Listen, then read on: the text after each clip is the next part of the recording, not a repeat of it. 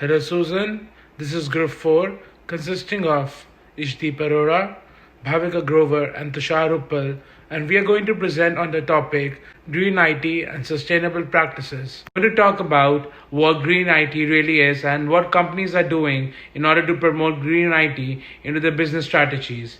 Then I'm going to talk about how Green IT is incorporated in management of information systems.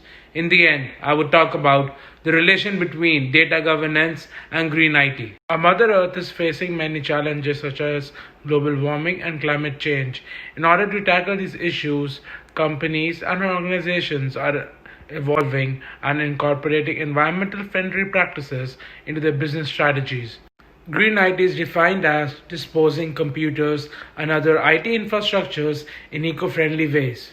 There are certain companies which specialize in disposing of computers and other IT infrastructures. Special handling is required to dispose of IT infrastructure because computers and monitors contain toxic chemicals such as mercury, lead, cadmium, which are very toxic to the environment and to humans as well. While selecting such disposal companies, organizations should evaluate certain factors.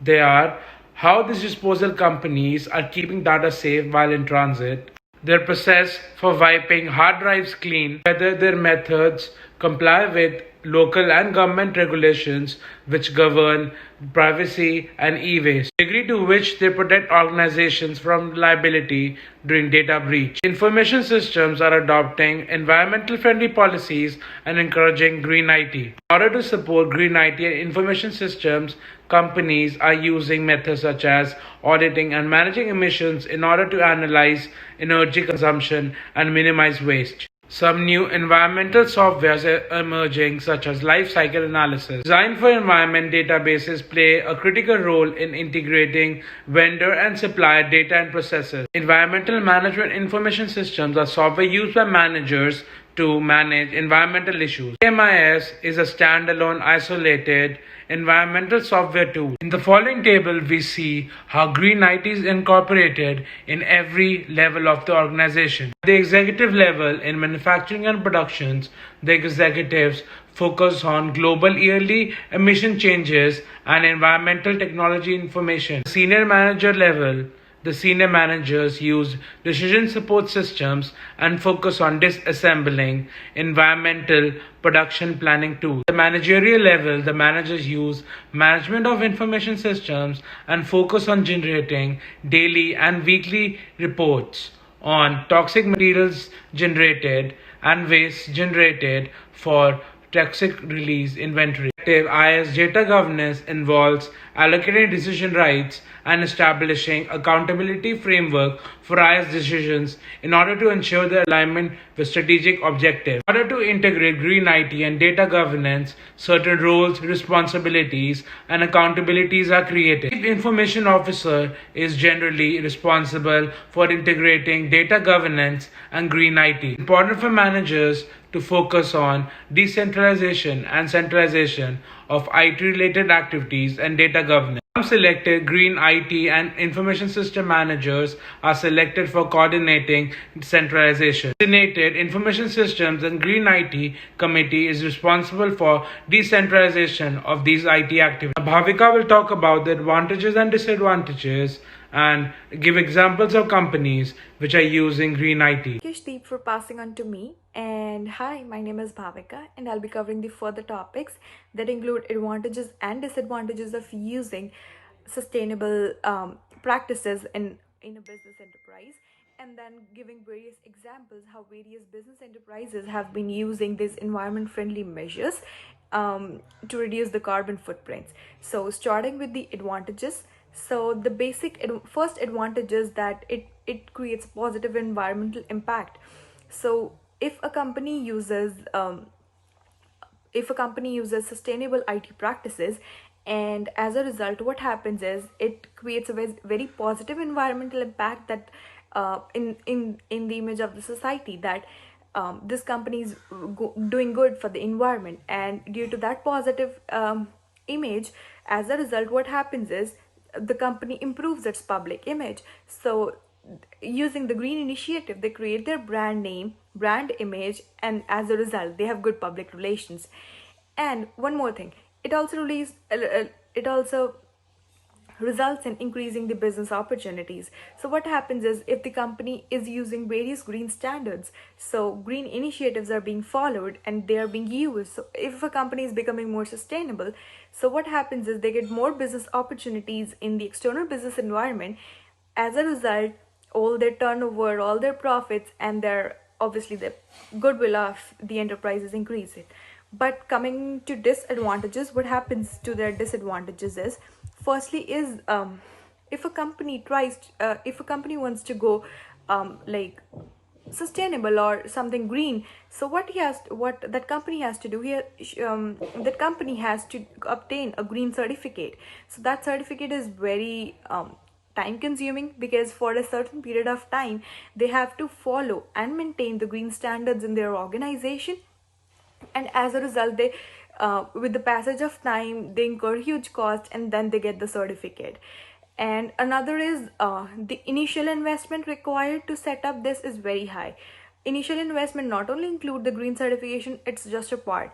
And then but that company has to use technology and various advancements, innovations, and it's like bear the company has to bear a huge investment for setting eco-friendly projects. So these are the two main disadvantages. And there's a very popular company, we all know, that's IKEA. And what they have been doing is they have been following the environment friendly practices from a very long time. So there is what I have come across is, in IKEA there is a manufacturer of furniture, Swedish furniture manufacturers. What they do is they purchase woods from 50%, more than 50% of their woods from sustainable foresters, and cotton is like 100% from those farms which follow the better control practices. So which means less use of water, more energy efficient, but very minimum chemical and pesticides. So they've started around 3 to 4 decades ago, and now they have been like more growing in this field. So another commitment can be seen in IKEA is that they have used more than 700,000 solar panels in their stores. And what happens is, they are using it for themselves, and they're using for energy efficient purposes. Another example of the company that is using the environment friendly practices is Nike. So Nike, how it is using is, they have created an application which determines and compare the one fabric, how many chemicals it has, how many fertilizers, pesticides, and what kind of carbon footprints it contains, or how much good it is for the environment. So they can use a fabric, get its detail, and compare it with other fabrics. Like if they want to create an athletic shirt of either cotton or polyester, they can compare like which one is the best and make the best choice, that is the green choice. And moreover, presently Nike is working and partnering with NASA in order to spark various innovations in chemistry, so that they can change the process, not change the process, but probably green the process from processing the raw material into finished goods, so that they can use good practices to follow them. And that's all from my side, passing on to Tushar to cover the next topics. Thank you. Making us all aware of the advantages and disadvantages. Now, I would be covering the three things. Firstly, the future of sustainable development plans. Secondly, the internal and external barriers faced by the companies while adopting this technology. And lastly, how widespread this technology is going to be. So, with the increase in environmental issues, every industrial sector is adversely affected. Sustainable development is going to be a crucial business strategy for all of the companies. I would like to share a few examples of some multinational companies. The first is John Deere. The farming equipment company aims to recycle 85% of materials and reduce carbon emissions on 90% of new products to create sustainable inventory. The second is Apple, a well-known company. This is a consumer electronic and software manufacturer. It has also started to use 100% recycled aluminum products to reduce carbon emission, while including which including their iPads. So with all these examples, it is evident that sustainable development strategies will play a vital role in companies' long-term survival. Uh, so now I will be discussing the second part, which is the barriers that companies may face while adopting the sustainable technology. Firstly, I will be talking about the external barriers. Um, the first point is the financial barriers. The requirement of finance for an adoption of a sustainable plan is very necessary. For example, if a company wanted to use solar power as their electricity source, they uh, they would need a lot of investment. The second point is innovative barriers. Technological advancement is a factor that may affect the company's strategy. um, for instance, it is easier for a company to use fossil fuels as its energy source, which is readily available and affordable. It would be challenging for it to shift to a source that requires a considerable investment and is not efficient as well. The third point is the political barriers, which I consider the most effective. These problems occurs when the government is not supportive of the company's sustainable policies, and with undoubtedly affect the sustainable plans made by the businesses. I would like to share an example in China, where the government controls every policy. It would be difficult for a company to shift from traditional policies to sustainable plans. Now I will be discussing the internal factors. Lack of data and information. The lack of data source directly influence a company's role in sustainable development plans. The data need to make informed decisions around green IT initiatives are often fragmented and must be collected and analyzed from a holistic perspective. The second point is the intense competition. The fear of competition in the market and losing profit will not motivate any companies to adopt such plans. Resistance to change. If the management of a company is resistant to change because of any kind of risk, or maybe market fears, it will make the adoption of such plans very difficult. And lastly, how prevalent will be the use of sustainable development. This answer actually depends on the current and upcoming environment issues. To estimate the future use of green IT and sustainable development, there is a report from Brookings, a non-profit organization, with a recent PwC survey, in which they have covered more than 700 global companies, which report that 72% of companies reference SDGs, which is Sustainable Development Goals, in annual corporate or sustainability report.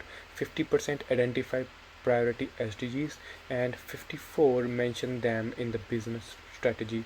Um, there is a clearly broad trend to which we hope our study opens a window on how companies are adapting to the SDGs.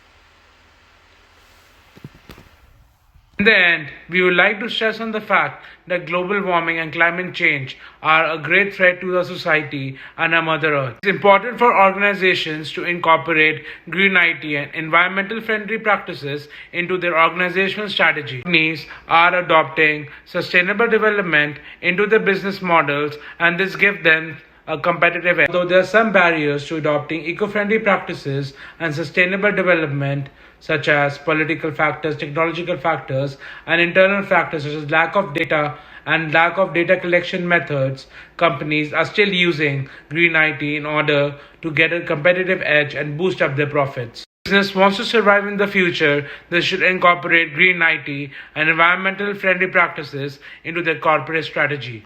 Thank you, Susan, and we end our presentation.